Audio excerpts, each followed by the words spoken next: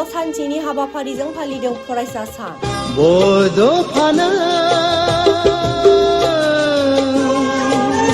दिनै 31 मार्च बर' हारिनि माहारियारि बिफा बड'फा उपेन्द्रनाथ ब्रह्मनि गोथार जोनोम सान।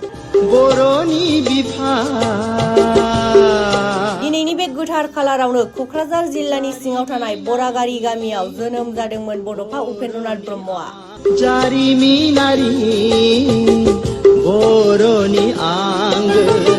बिथां गेदेमानि बे गोथार जोनोम सानखौ दुलाराय आसाम रायजो नाङै फालिनायजों लोगोसे मिरु जिल्ला दुलाराय फरायसा आफादाबो दिनै फरायसा सान महरै फालिनायखौ नुनो मोननाय जादों।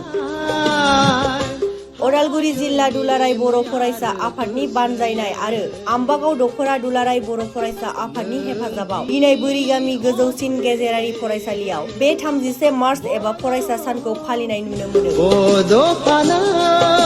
मख'नो गोनांदि एबसुनि आर'ज मेथाइ रोजाबनायनिफ्राय जागायनानै गोथार फिरफिला बिरहोनाय, बड'फानि मुसुखायाव बिबार बावनाय आरो बाहागो लानाय फरायसाफोरजों गेवलाङै सावरायनाय हाबाफारिफोरखौबो जिल्ला आफादा लानायखौ नुनो मोननाय जायो।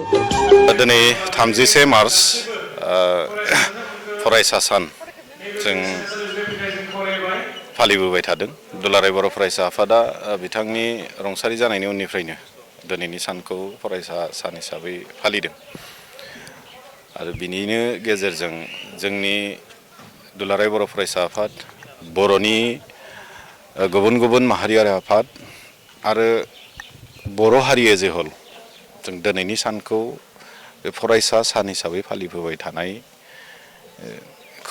लानानै बड'फा उपेन्द्रनाथ ब्रह्मनि जि जोनोम सान बे 31 मार्चखौ दिनै 2023 मायथाइनिफ्राय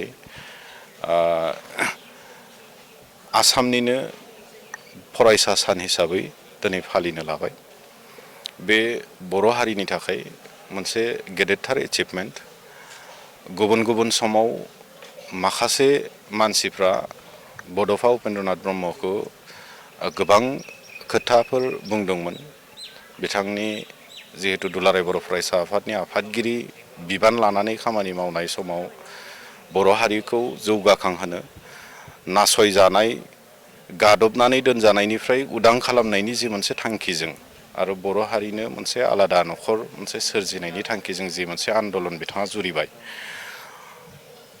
बै समाव माखासे मानि थासारिफोर जानायखौ लानानै गुबुन गुबुन हारिनि गुबुन गुबुन खोलोबनि सुबुंफ्रा बिथांखौ खोब बेबायदि मोजां नोजोरजों नायनायखौ नुबोआखैमोन।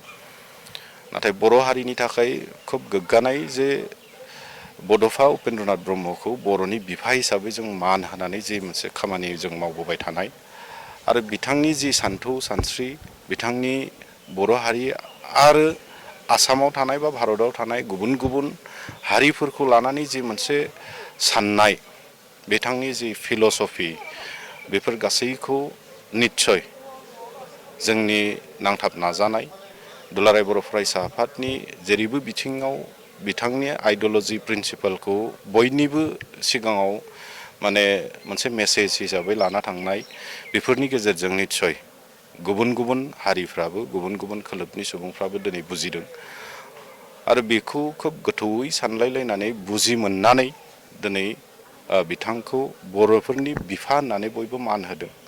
बर'फोराल' नङा आरो बेखौनो मान होनानै आं एसे बुंबावगोन जे 2023 मायथाइनिफ्राय बिथांनि बे जोनोम सानखौ फरायसा सान हिसाबै, आसामनिनो फरायसा सान हिसाबै गुबुन गुबुन अनुस्थान प्रतिष्ठानफ्राव फालिबोनायखौ जों मोनदों आरो बे जोंनि थाखाय बयनिख्रुइबो देरसिन एचिभमेन्ट। दा दिनै बे साननि गेजेरजों बा फरायसा साननि गेजेरजों जोंनि बर' हारिनि बा आसामनि, भारतनि साफ्रोमबो इयुथ्सफोरखौ आं खावलायगोन जाहाथे जोंनि लाइमोनफोरा जाथिनि थाखाय, ओनसोलनि थाखाय खामानि मावनो आवगायबोयो आरो बिसेसकै जोंनि लाइमोनफोरखौ खावलायगोन जे समावनोखि बर' हारिया खोब गोदोसोनानै दङमोन, गुबुनजों नाख्रेबजानाय, नासयजानाय मोनसे अबस्थायाव दङमोन। जों नुदों बैखिनि समायाव जानो हागौ बड'फानि बे मुभमेन्टआ जुदि जागायजेनामोनब्ला गुबुन जायगानि बाथ्राफोरखौ आं बुङा जे जोंनि उदालगुरि बायदियावनो गोबां गुबुन गुबुन जायगाफ्राव बर' राव रायनाया गोमालांबायमोन। जोंनि गाननाय जोमनायफ्रा एसे गोमालांनो हमदोंसैमोन। माखासे समफोराव बर' होननानै बुङोब्लानो माने नासयजानाय बहाबा माने दै लोंनो मोनै हाबनो मोनै बेबायदि मोनसे अबस्थानिमोन। दा बेबायदि अबस्थाखाय गोबाङा गावबा गावनि टाइटेलफोरखौबो सोलायलायनो हमनाय बेबायदि मोनसे अबस्थामोन।